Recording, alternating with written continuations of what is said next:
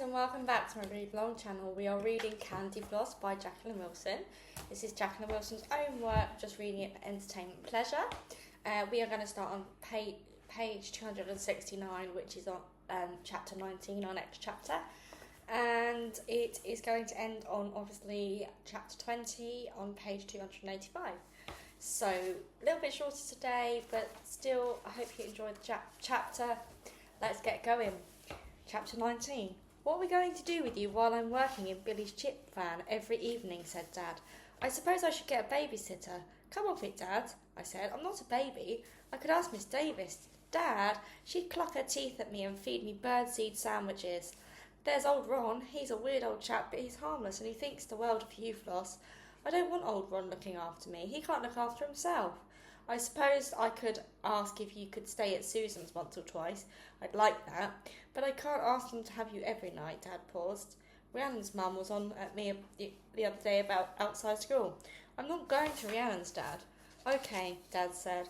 Well, what are we going to do with you, Sugar Lump? We don't have to do anything. I'll stay here and at Billy's. I can't leave you on your own, pet. Of course you can. I'll be fine.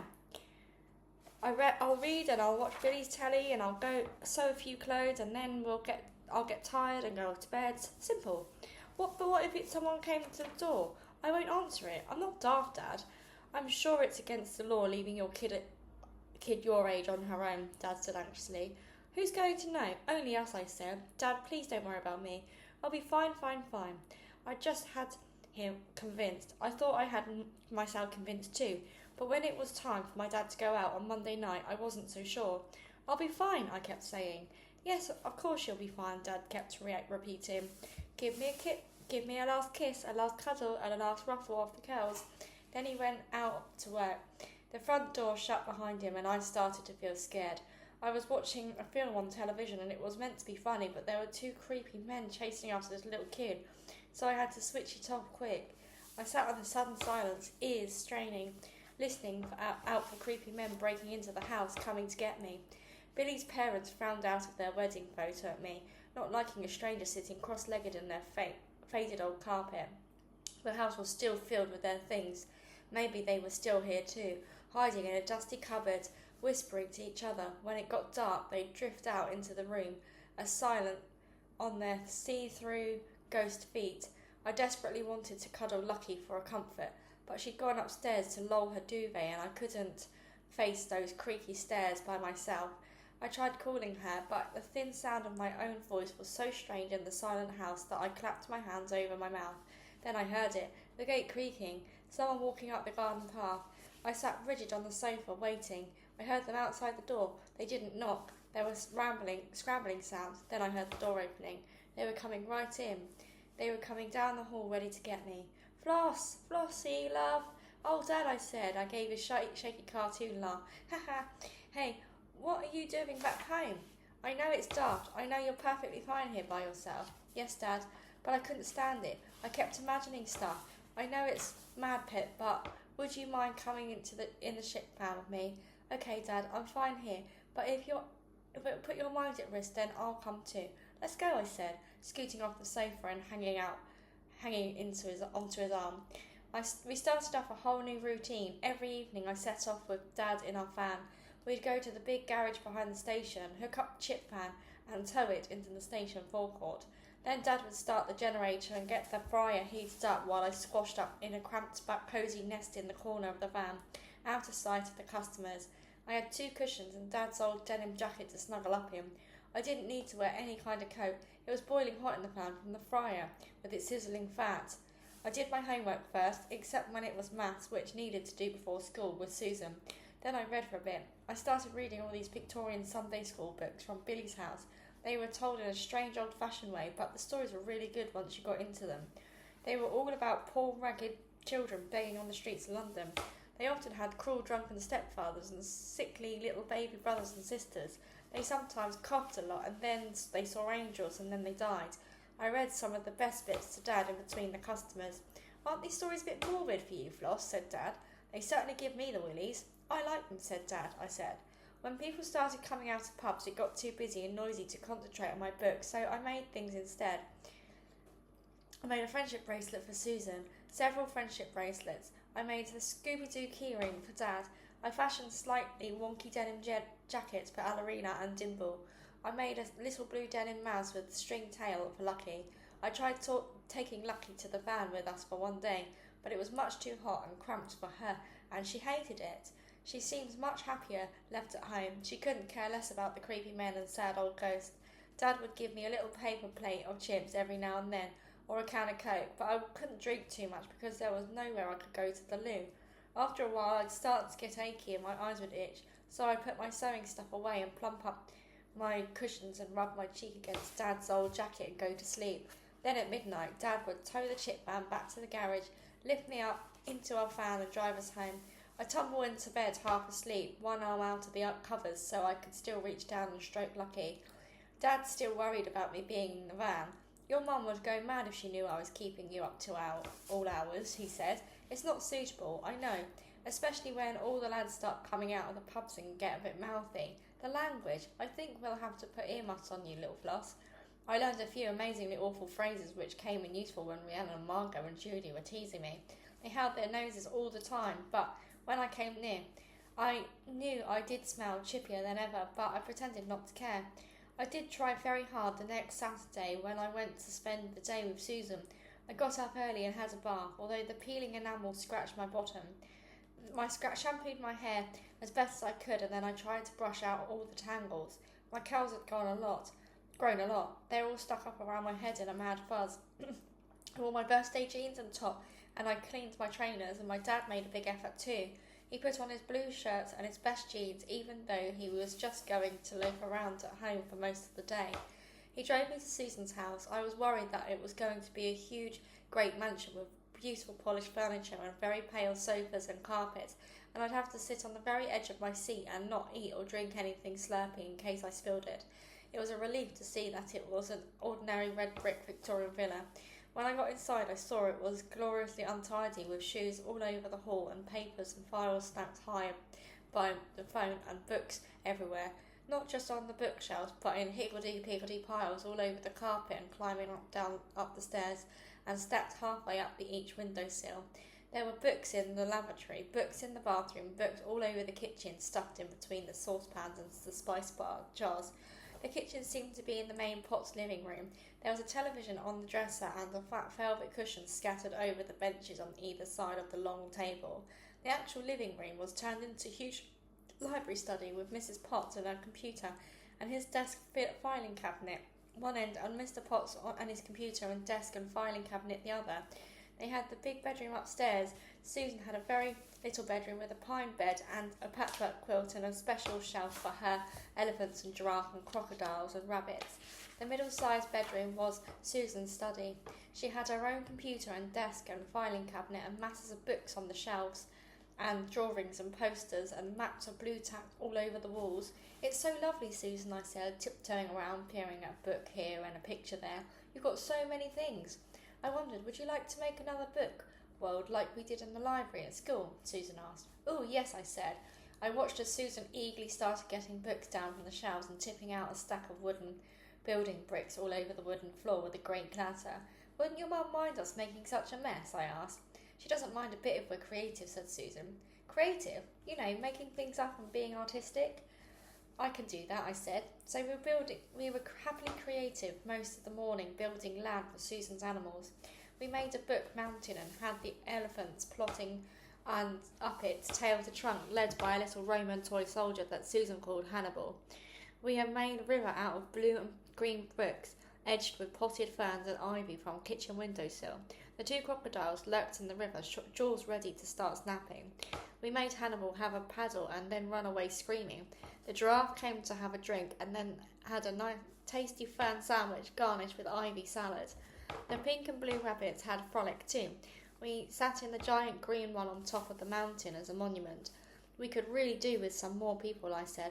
Do you have any plasticine? No, but I've got modelling clay. Will that do? Said Susan. It did wondrously, and we made a little Roman army for Hannibal to command and some pilgrim worshippers to kneel at the paws of the giant green rabbit. We made twin giraffe babies for a big giraffe and lots of tiny baby rabbits for Mrs. Pink and Mr. Blue Bunny.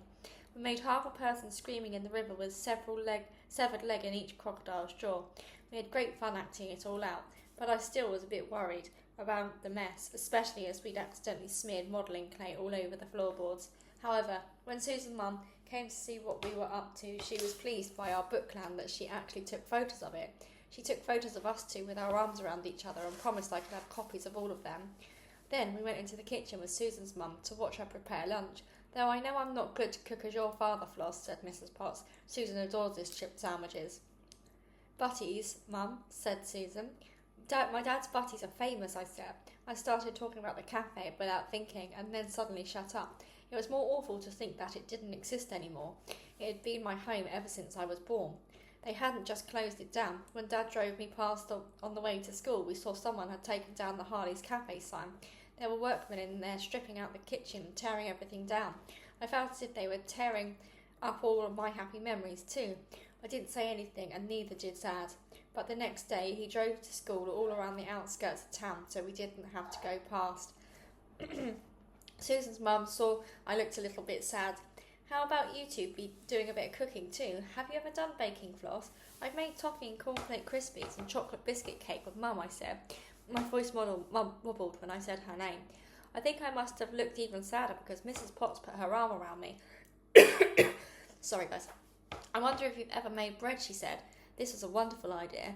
It was fascinating, creaming the yeast with Mrs. Potts explaining exactly how it worked. Susan helped me measure out the flour accurately. The best bit was the kneading part. I got dough right up to my elbows, and so it looked as if I was wearing thick white gloves. I made one loaf and Susan made another. They started to smell utterly delicious as they were baking in the oven, and when at last it was time to take them out, they looked wonderful, golden brown with lovely crust. One had risen just a little higher out of the baking tin and was just a little bit more glossy and golden. Susan and Mrs. Potts said it was my loaf. I'd rather think it was too. You've obviously got a real knack as a baker, Floss, said Mrs. Potts. Next time you come, try making rolls. If only we still had the cafe, then we could make newly baked rolls with Dad's chips, and we could be a brilliant chip-butty partnership, I said. It wouldn't work for the chip van. There wasn't space to do anything. Dad's chips weren't quite the same anyway. We had used the same type of potatoes, the same cooking fat, but Billy's fryer was old and unpredictable. Sometimes the chips burned to a frazzle, and sometimes they swam limply like a fish in the fatty sea, taking an age to crisp up. Dad did his best, but he couldn't serve his chips with his pride. He didn't even care for burgers and sausages he served up either. He didn't even have any complaints, though. The big lads pouring out of the pubs just wanted something hot and savoury to stuff down their throats. They covered everything in blood-red tomato sauce or bright yellow mustard anyway. Dad says his chip butties aren't up to scratch anymore, I said sadly. Well, I shall always remember mine as the most sublime culinary experience ever, said Susan. I didn't understand every word she said, but I knew what she meant and smiled at her gratefully. We had our homemade bread at lunchtime with cheese and tomatoes and salad, and then Greek yoghurt and honey for pudding. Susan's mum told us about the proteins and the carbohydrates and the vitamins, and Susan's dad told us about the grease and how the bees make honey. I tried hard to ask intelligent questions like Susan and ended up giving myself hiccups. Susan's mum told me exactly what little thingy inside me had gone into a spasm and why. Susan's dad told us about some wretched man in Scotland who hiccuped for 2 solid years. I started to worry I might be even more a wretched girl in England, fated to hiccup her way through life forever. But Susan suddenly leaned forward across the table and shouted, "Boo!" I jumped. "I bet you can't hiccup any more now," Susan said, and she was right. We have been very happy to play back in Susan's study all afternoon, but Mr. and Mrs. Potts felt we should go on an outing. They drove us to Hampton Court Palace because Henry VIII had once lived there, and Susan and I were doing the Tudors in history. Henry VIII had 6 wives, Susan's dad told us the names of what happened to them all. Henry divorced his first wife, Catherine. My dad divorced my mum. I imagined what it would be like if we got through 5 more wives. There were actors dressed up as Elizabethans inside Hampton Court. They gave us talk and then you could ask them questions. Susan asked all sorts of interesting things about beheadings and religion and music. Mr. and Mrs. Potts pretended not to notice, but I could see they were bursting with pride. "You can ask a question too, Floss," Mrs. Potts whispered. I couldn't think of anything intelligent to ask whatsoever. Go on, dear, don't be shy, said Mrs. Potts. I ended up asking the lady how they got her sticky out skirt to stay all puffed up. It's called a farthingale floss, Mr. Potts hissed. I think he was too scared they thought I might be his daughter too. The lady didn't seem to think it too silly a question. She held up her skirts so I could see the weird hooped petticoats underneath. We went all over the palace, and Mr. and Mrs. Potts told us heaps of stuff about the Tudors. Susan was obviously fascinated, but I started having terrible yawning fits because it got so boring. I tried to keep my mouth shut when I yawned, but my eyes watered. Perhaps Mrs. Potts thought I was crying. She put her arm around me. I know what Flossie would like to see. The Tudor kitchen, she said. Let's go there next. The kitchen was quite interesting, but I so wish Susan and I could have just dawdled around there by ourselves. That was the best bit of Hampton Court trip, was going to the maze. Susan's dad has told us a story about some monster called the Minotaur, so we pretended we were running away from this Minotaur. We ran screaming round and round the path between the high hedges, and every time we came to a dead end and had to turn on our tracks, we'd yell, "The Minotaur! The Minotaur!" We were diving between the cloven hooves or jumping high over his scaly back. Mr. Potts said we'd got the legend wrong and started to tell it to us all over again, but Mrs. Potts laughed and told him to lighten up. The girls are just having a bit of fun, she said, giving Susan's hand a squeeze. We're having lots and lots and lots of fun, Susan shouted, her cheeks pink, her eyes shining behind her little glasses. Mr. Potts smiled at her and held out her other hand. Susan jumped up and down between her arm and her mum and dad. The back of my throat went tight. My whole head started throbbing. I have given anything in the world to hang on to my mum and dad's hands and for us to be a family altogether. Then Susan let go of her parents and took my hand. We ran off again, and suddenly, without even trying, we reached the clearing in the middle of the maze. So we danced around and around in celebration. And that is the end of chapter 19. So we are now on page 285, guys. We're getting through the book a little bit quick now. The last page, I believe, is on page 346. So still a little bit to go, but actually we're well over the halfway mark. So anyway, talking aside, thank you again for listening. Hope you're enjoying the book as much as I am. It's such a throwback, as you know, for me. But without further ado, guys, I'm going to head off now. So until the next time, goodbye.